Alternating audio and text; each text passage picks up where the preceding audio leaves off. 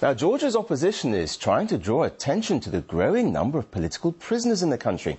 In particular, it's calling for the release of Vladimir Vakhania, who was arrested a year ago for possessing weapons. His supporters insist the charges are trumped up. Georgian demonstrators in Moscow doing something they feel they can't do in their own country. They're demanding the freedom of a man they believe is being held in a Georgian prison on trumped-up charges. Dr. Vladimir Vakhania has been in custody for more than a year, but his supporters say his only crime was asking for a cassette tape from a journalist, which she had used to interview him. Afterwards, more than 200 commandos staged a search in his house just to find that tiny cassette. And you know what they found? Naturally, they found weapons. AK-47s and hand grenades. My brother is a doctor of sciences and a professor. He's written more than 12 books, and all of a sudden he grabs hold of arms that, moreover, he keeps under his mattress. Unfortunately, Georgia meets out these kinds of absurd and false accusations quite often. Temuri has no doubt the weapons were planted. He believes the authorities want his brother because he's a popular politician. Vakhania was arrested while trying to fly to Moscow from Tbilisi and had his Russian passport confiscated.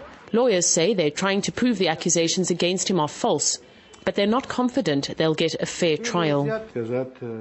There's no question that the evidence was fabricated, which is why I believe there'll be pressure from the prosecutor, and most probably Vakhania will be charged. He was accused on the 11th of March. This was a day he was supposed to officially declare his political party, and that's why the government was in a rush to stop him. But because they were in a rush, they made a lot of stupid mistakes. If he'd been a politician, it would be a good case of political oppression. But human rights activists say there are already dozens of political prisoners in Georgia today. One of those activists says Vakhania's case is all too common. There's new Georgian legislation that introduces some limitations on freedom of speech and expression. This makes it more difficult to speak out against the government. People are being persecuted for their political viewpoints and their social and public opinions. Even their relatives are being targeted. But Vakhania's relatives refuse to keep quiet. They've taken their protest to the international stage and want people in the US and Europe to know about it. Vakhania's son has written an open letter published on the front pages of the Georgian Times to the President of Switzerland.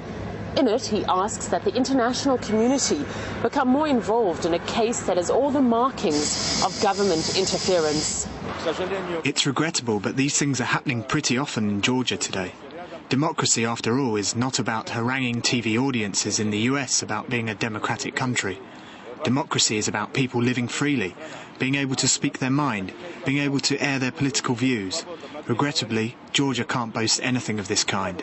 But what it can boast is a population which refuses to be silenced when it believes the rule of law is being ignored. Paul Islier, RT, Tbilisi.